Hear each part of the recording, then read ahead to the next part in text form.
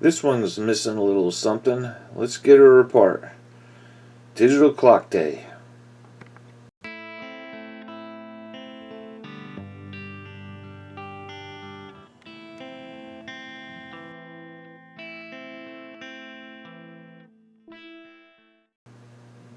Back on a digital clock. So we're missing a digit. You may also notice we have a washed out digit. That's the nature of the beast with vacuum fluorescent displays with age. The phosphor starts to wear and the digit gets a little dim. Initial assessment, missing digit. The way this works is a multiplex display here, and each digit is sequentially scanned one digit at a time. Alright, and with one digit out, it's probably one of 6 transistors driving one of 6 tubes that has failed. Highly unlikely that a tube just gave up the ghost, but you never know. But I'm going to assume that we have a transistor that's bad. Let's crack her open. And here we have the goodness inside. We will further take this apart, but we get to see the very cool Itron vacuum fluorescent display tubes. And we were talking about transistors. There's 6 of them there.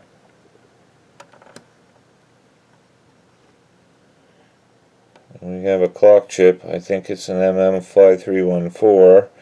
But there's a little note I have on it from whenever the last time I had this apart. Not sure. I think this clock's been behaving pretty flawlessly for a while. So I would say that that piece of tape on there is saying not sure. It's probably not sure that that's not sure. Anyway, we're going to find out. Stay tuned, we got to get this further apart.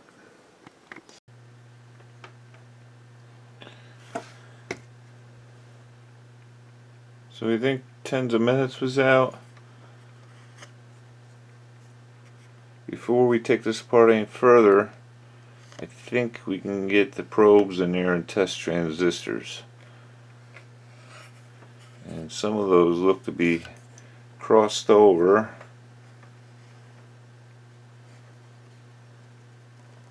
The white wires, that is, cross over. So we'll just look at where the white wires go to the respective tube and test the transistor attached.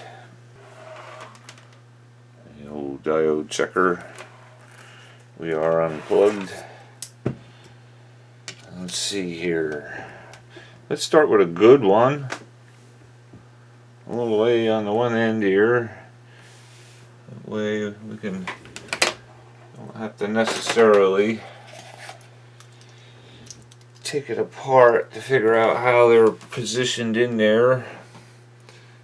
Let's just probe and hope, as they say.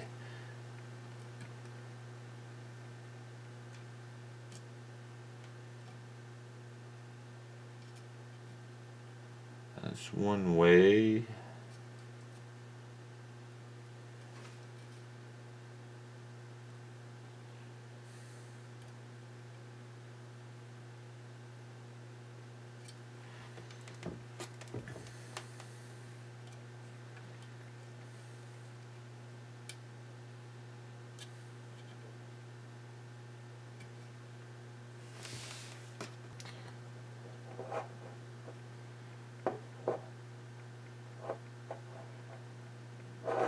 Oh, they're in a row. Okay.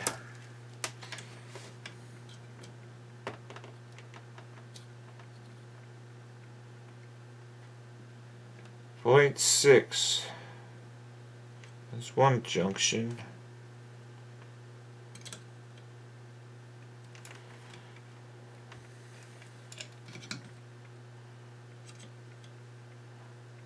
Point 6. So let's go over, now that we know how that one's laid out. PNP, N in the middle, 0.6 for the tube in question transistor. Let's go the other way to the other P. Oh, we see something weird. 2.9. Oh, that's no good. Yep. I guess I should heat up the soldering iron, because we got to pull a PNP transistor out.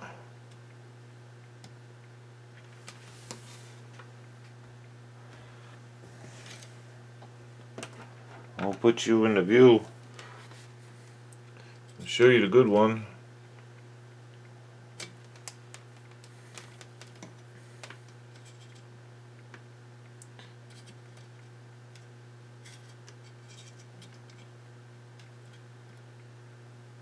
Okay, see, that's two junctions in the good one.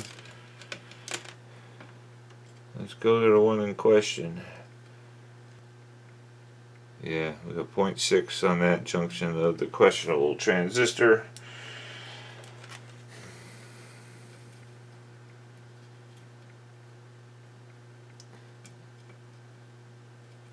And now it just reads flat open. Oh, there we go. Yeah, that is not good, so we're going to change the transistor out. We're going to get this apart more. There's 3 screws in here. Hold it to the bottom with some standoffs. This looks like a board that was professionally made, but the weird trimmings and cuttings on the edges throws me off. Here's the bottom of the board where we gotta operate. I gotta probably mark out the one that's an issue. There's some notes here. Filament, 1.4 volts AC. That's how the VFD tube works. You got a filament inside. So there's a filament circuit. But look at the mess that we're left with here. Somebody's been operating in here before. Right now, let's just get that digit working. We'll go after whichever one we gotta go after in this spot here.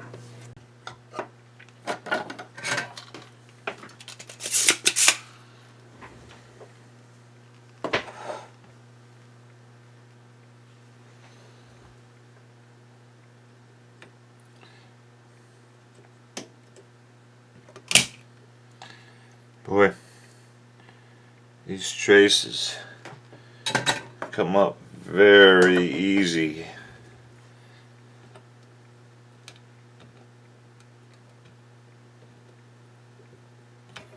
I unsoldered one wrong one over here. We'll solder that back down. I was just wiggling lightly. These traces just blowing off like they're in the wind. Some boards are like that.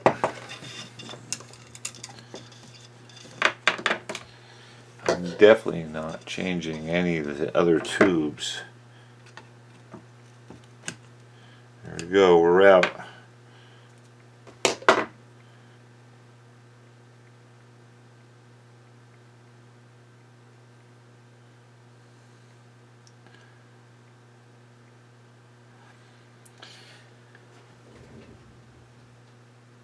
So this is known as a glob top, slang nickname, and I just yanked this out, not paying attention, but we have 5 others to see which direction they go in.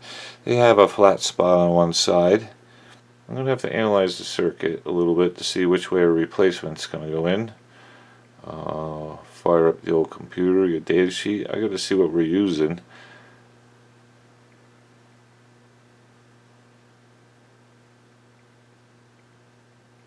We'll figure it out. It's out. Let me clean up the board and assess the flying traces, as we might call them.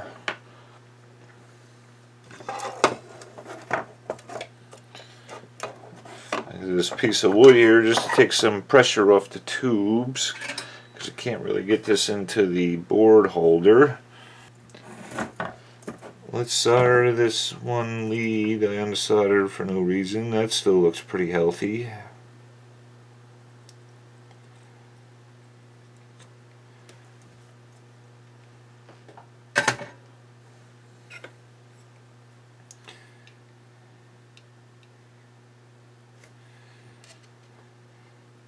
The traces are lifted, but we can make a repair. Very tender board. I don't have a lot of heat on it. My temperature controlled soldering iron is on a variac, just dialed back a little bit. I don't know the actual temperature, but it takes a while to melt the solder, so I know it's right on the hairy edge of hot, and I didn't have much dwell time on this at all.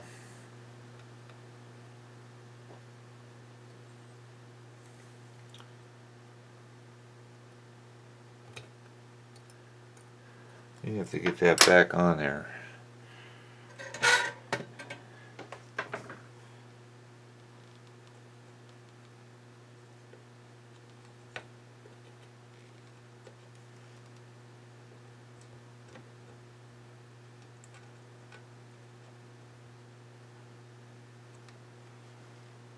There we go.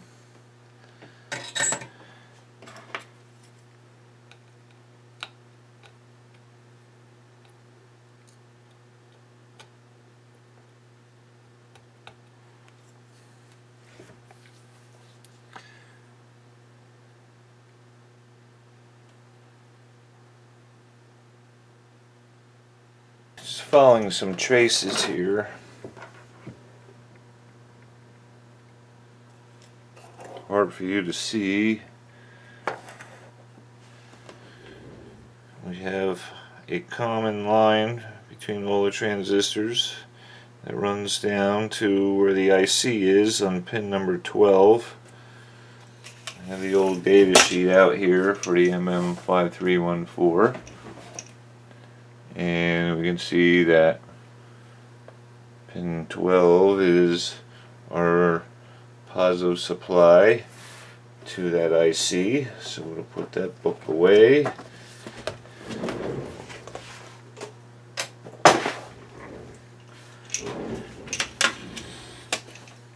I have painted in with a little Sharpie marker here a resistor that's on the other side.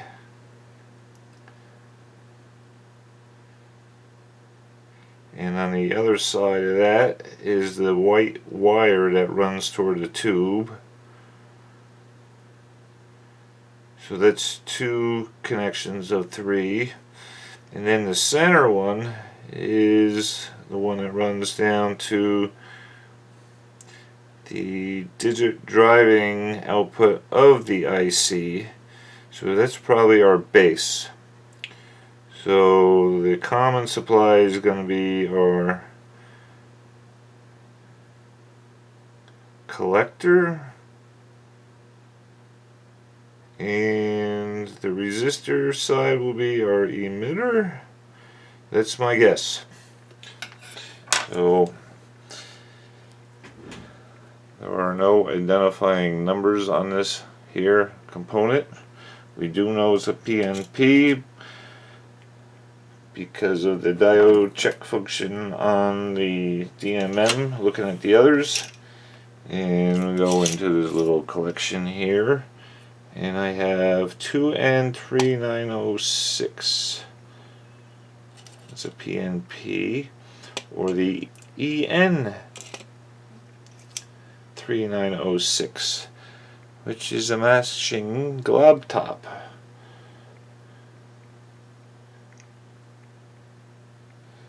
Let's confirm that part number.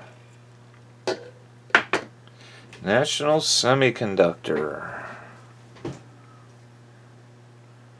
Got the NS on there. I don't know if you guys are going to be able to see that.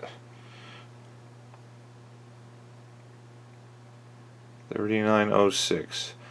So we're going to pull this up Just verify its pin out and stick it in the board, solder it in the board, and plug it in. Sounds simple, right? Okay, stuff it through the board. Looking at the package case with the flat side and oriented it the same as the others.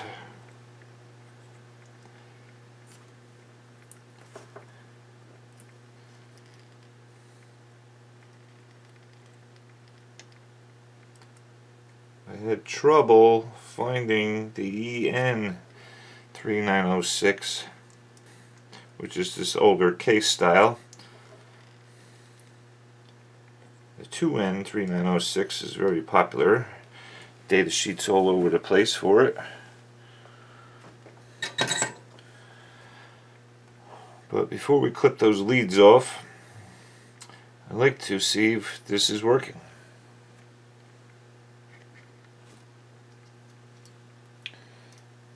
A little closer inspection. I think we did well. I just have to fire this up carefully without getting any live parts onto the aluminum case. Our digit is back working again, and that's a little washed out like the ones of ours position.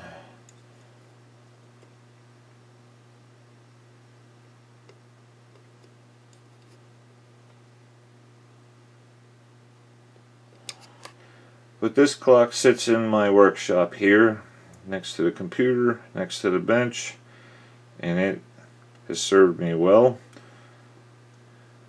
So I think I'm not going to meddle anymore. You can see these two tubes look really nice. This one is not half bad. The tens of hours only shows a 1 for a couple hours a day, so that's not as bad. So really, if I could pick up two tubes that are a little better. That's the ugliest place on the board underneath, but these traces scare me. I don't know that I want to do that. That's going to be delicate surgery. So for now, we'll leave it as is, and I'll put it back together and put it back up where it's been sitting for years. I don't have any good ones anyway. These are all used takeouts, and they're all pretty much shot, if I remember right, in looking at them. They're pretty dark. I do hope you got something out of this. Thanks for watching, and enjoy.